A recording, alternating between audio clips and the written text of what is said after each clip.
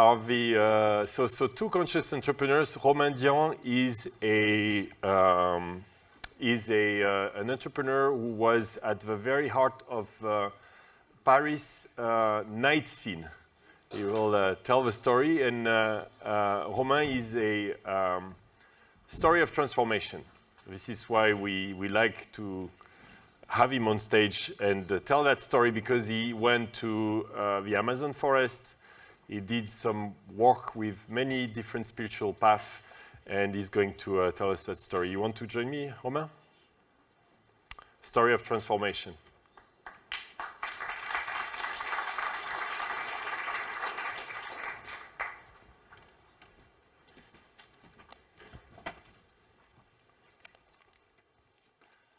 Thank you, Loïc, and very happy and honored to be speaking here today. I'm not going to introduce myself right now because this is actually what I'm going to be doing along this talk. And yeah, I'm going to try to give you as much as possible about how this life transition happened over these last few years. And so let's start. I was addicted to action. I was addicted to adrenaline, to performing. Yeah. Thanks. I was addicted to pleasure, to pressure. I was addicted to power, to fame, recognition, ambition, and many other things. I could never feel empathy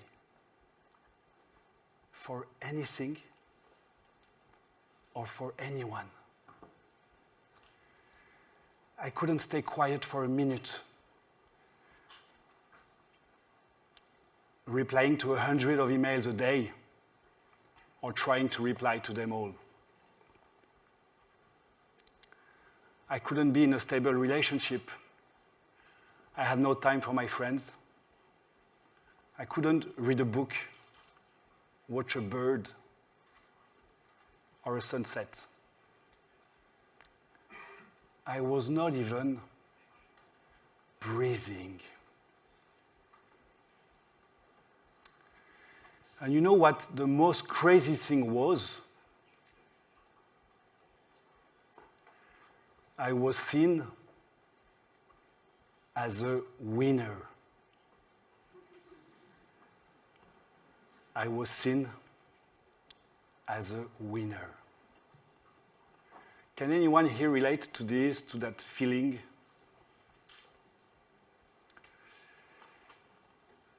Because on the other side, from the outside, I created my first company at 19 years old. 10 years later, I was owning and running about 10 clubs and restaurants in Paris, managing 200 people, which I am not going to deny or even despise, because on many levels, it was great. Actually, the problem was not really what I was doing. It was the way I was doing it. It's often about that in life, right?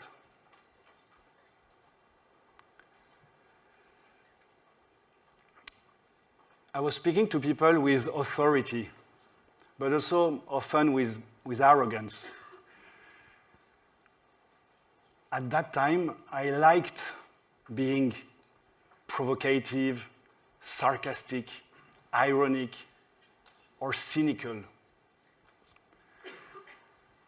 I thought those ways of relating to others were a proof of value, a proof of strength. So I was looking strong, and I was feeling strong to look strong. I don't know if you get it, but it was complicated up there.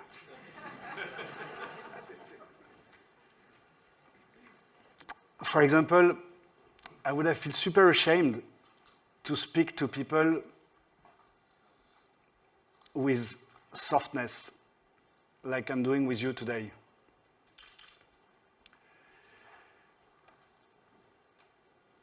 With my little brother, our whole childhood, we were listening to a song that I'm sure everyone here knows. Heal the World from Michael Jackson.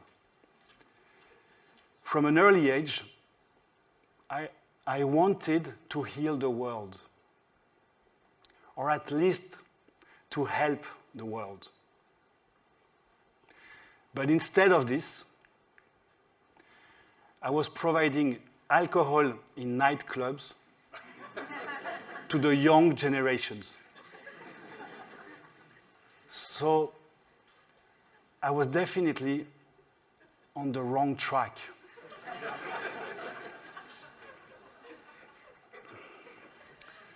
I was not a bad person. As far as I remember, I never had bad intentions. Like many of us human beings, right? But like many of us human beings, I had inner conflicts, things to fix inside and things to prove outside, with absolutely no awareness about it.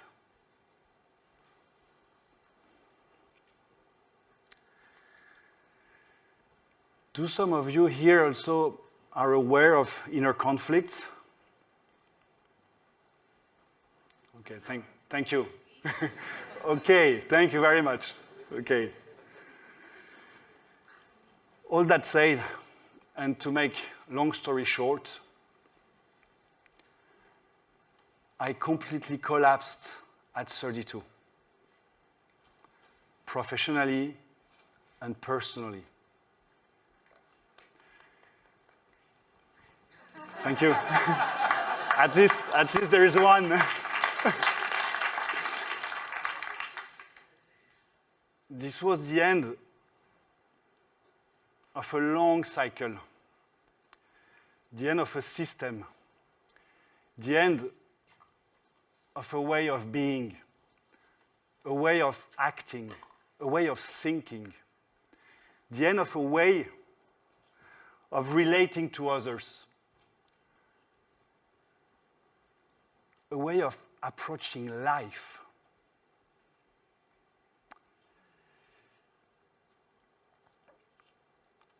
And it was actually the year 2015, the year of the attacks here in Paris.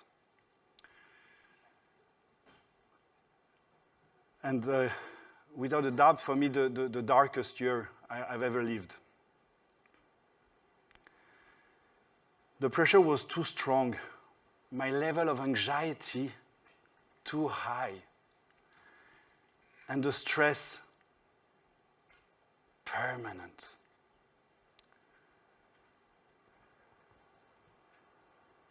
I started having suicidal thoughts.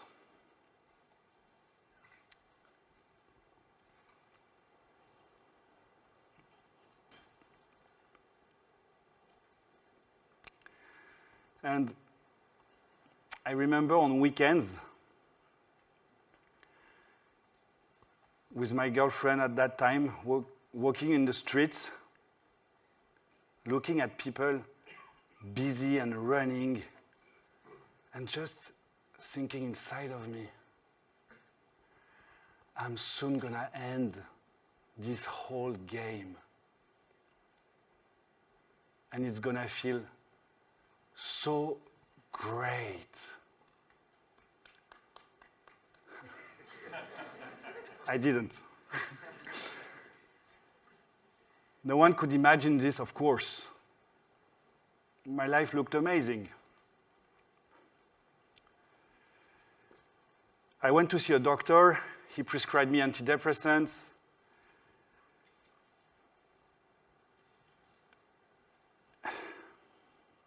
Sorry, I'm looking a bit at my note because it's also a bit more intense than I expected. But it's all good. We're journeying. Thank you.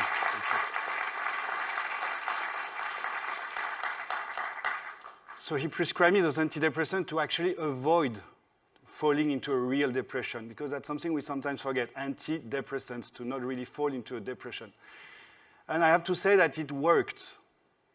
I mean, at least I could get up every morning to land that plane, preserve the employees, and sell all the assets of my group. But in quite bad condition, to be completely honest.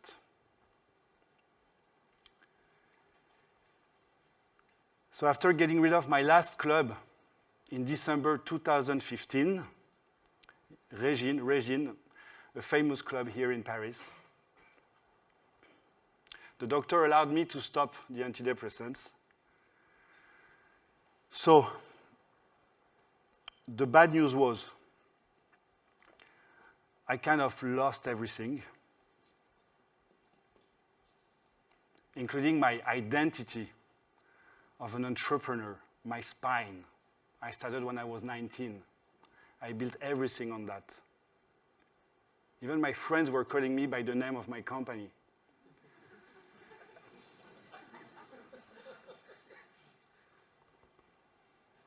But the good news was I was free. Simply free.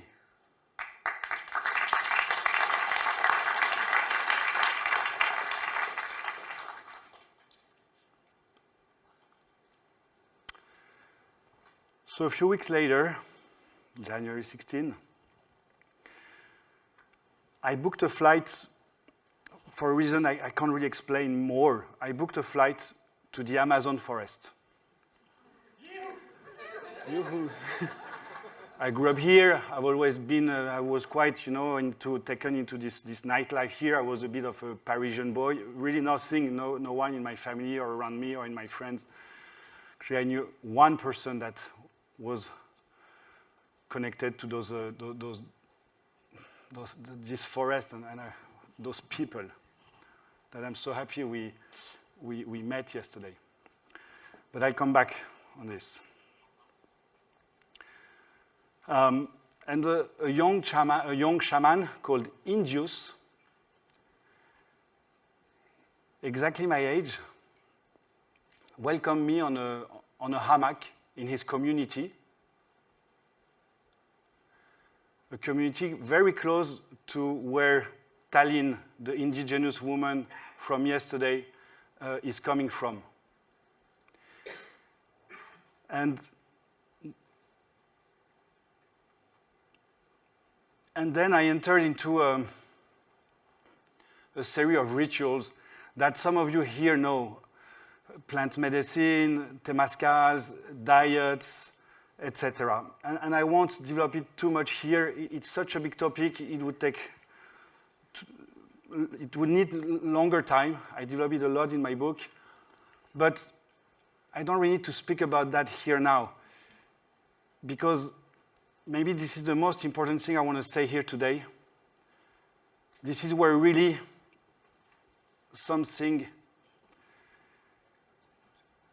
I can't even find the word, shifted, exploded. This was the turning point.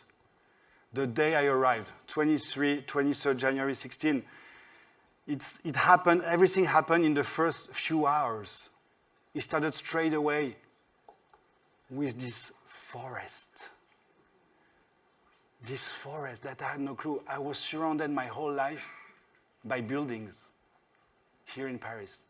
And worse than buildings, I was even working underground. And suddenly, I arrive into this nature that I even forgot. Like we don't even think about it. I won't go into like anthropologist talk saying we all come from there, which is, even though it's true, but because I was not rationalizing anything at that moment, was just feeling, not just, you know, like a kid happy, you know, and just driving after the airport to go to this community. And so it started with nature, those trees, the river, the Amazon River, which is quite special. I remember arriving to a lake, which was in the community down there. I exploded in tears. I think I didn't cry for like 10 years before. I forgot also that we could cry, that we could have this kind of emotions. Just being, you know. Actually, I was not crying. It was not sadness. It was many emotions. But what I want to speak more about, because the forest, the nature, of course, it's a lot. But I could say more than that, or you could even say not beyond it, but the people. This has been, in the first few hours, the turning point of everything. Those people.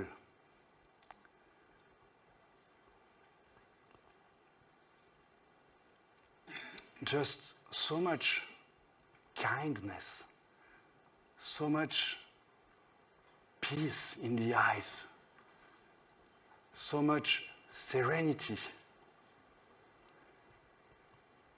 Looking at you in the eyes, but like, I don't know, like you could stay, look in the eyes, like we actually rarely do in cities in our Western world. And I just felt straight away, very fast. That's why plant medicine, etc., came after, and it helped to kind of develop that first feeling. I just felt, okay, I just want to be like them. Or at least, because I don't think I can really be like them. But if I can just get closer to that, closer to them, would already be like amazing. I could say, my life was a success, at least just going in their direction.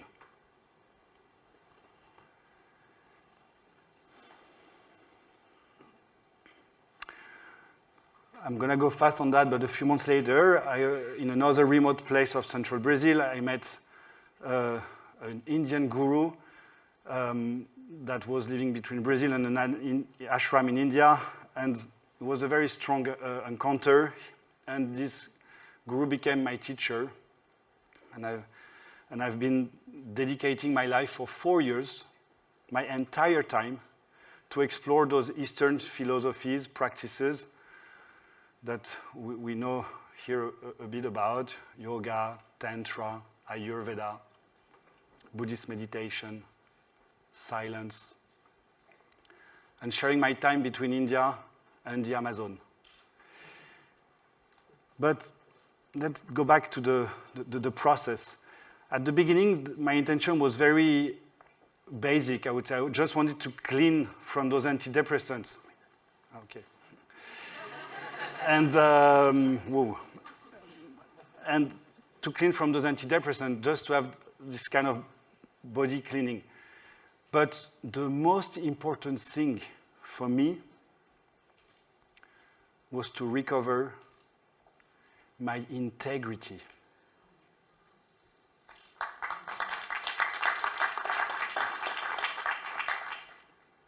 Integrity.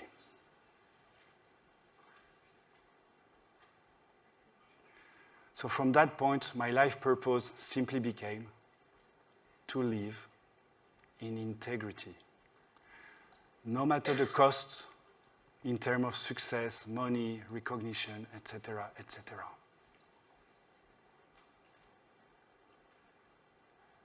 For me, integrity means deep honesty. But more than honesty, it comes also with coherence, that our thoughts, our words, and our actions are lined up.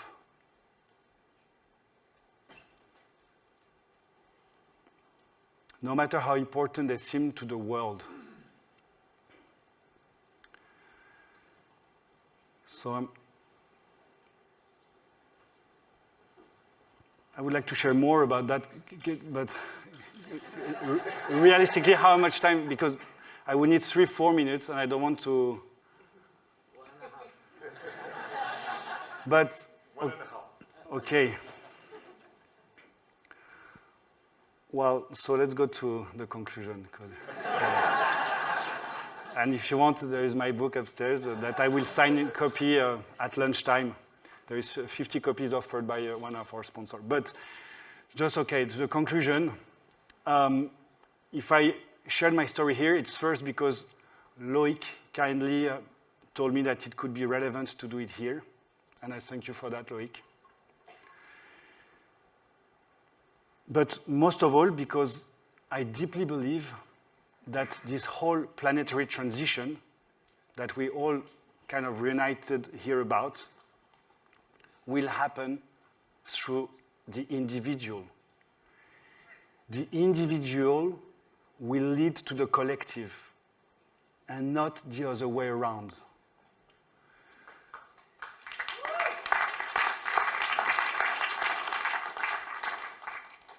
And so I just believe that each one of us has this responsibility to inner change.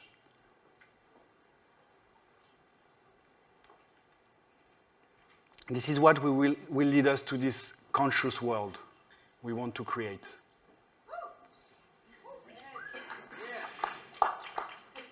Well, there was a bit more, but... So this is the book. Thank you for this is not easy to do a talk like this. It's not easy. How do you feel? Okay, now okay. Before, very shaky. I didn't tell you, but I felt shaky. You feel very honest to me. Yeah. You said it was the most important. Yeah. So Yeah. you spoke from your heart. Yeah. Thank you. I know it's not like pitching a startup, right, or a nightclub. Not really. It's a little more difficult. Yeah, more difficult. So here's the good news. Here's his book, Romain Dian, Humain. It's only in French. Sadly, yes. If there is an English translator or a publisher in the room, please. But you have a generous donor. What's the name? Yeah, Green Line Foundation, a foundation dedicated to forest regeneration and preservation. They have a desk upstairs, and they offer 50 books, 50 copies for the French-speaking people, or English if people want. But Right, so you can we can find you, and after the next talk, we'll talk a bit about circles, but I hope Reza can be around too. You can meet all the speakers, and you can sign your book and keep telling the story. Yeah, with pleasure. And it's offered, it's free. So Free. Please be welcome to come upstairs during lunchtime, and I'll be very happy to. I would listen to you all day long. Thank you so much, Romain. Merci, thank you, Loïc. Thank you.